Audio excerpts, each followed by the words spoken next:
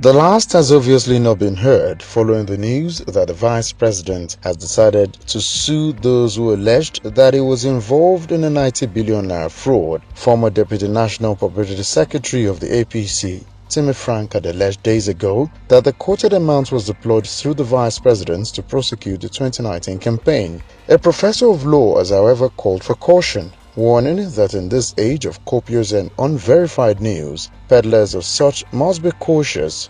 But he also knows that the ruling party may well have opened her doors to all that appears to be rocking its boat. Regarding the Vice President and his office, I think that there's a whole lot of information on the public domain. I am albeit careful because in this age of news and several news, allegations and counter allegations, one has to be a bit careful. I think that those who are at the level of the presidency are unable to understand that just after an election that was adjudged by most Nigerians as less than free and fair, an election that has a big question of, if you like, electoral malfeasance hanging around it, and the role that our dear Vice President played in the whole process, it would be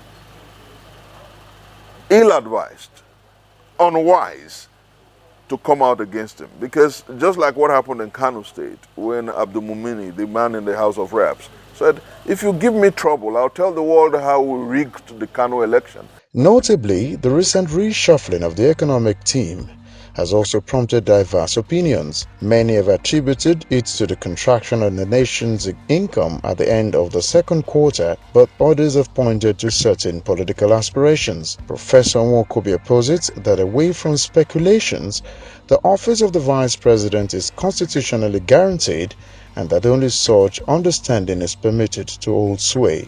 The Constitution provides for the office of the Vice President. And the Constitution at the federal level does not call him a spare tire. Indeed, the Constitution provides for the Vice President as the head of the Economic Council, constitutionally. So he's not a spare tire that you can undermine. And so whatever is happening at the level of the presidency is, we perhaps, if I use it, we're enjoying the spectacle for two reasons. Those who think that they have conquered the Nigerian people must understand that the gods have not been conquered and God is alive. And then number two, if by Jove, dealing with the Vice President as it is will open up the electoral subterfuge and malfeasance that happened in February, March, it will be better for Nigeria. And so that's why we would, if you ask me, I would nudge them on.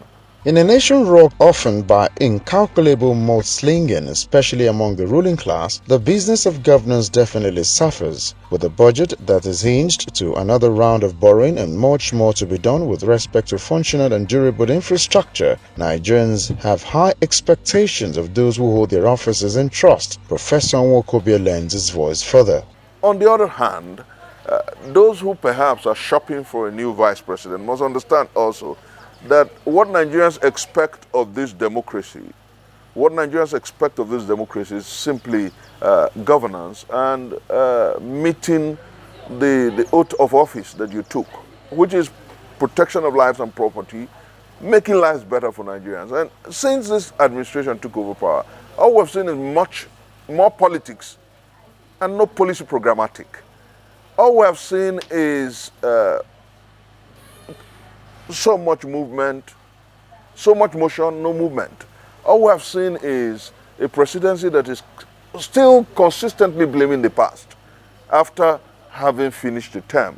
No doubt the race is on for who will succeed the president, but as many have concluded, jostling for the top job is simply misplaced priority, and a government that is only 6 months in should focus on delivering on its terms of reference. Adeni Yukunu, Rootstv, Nigeria.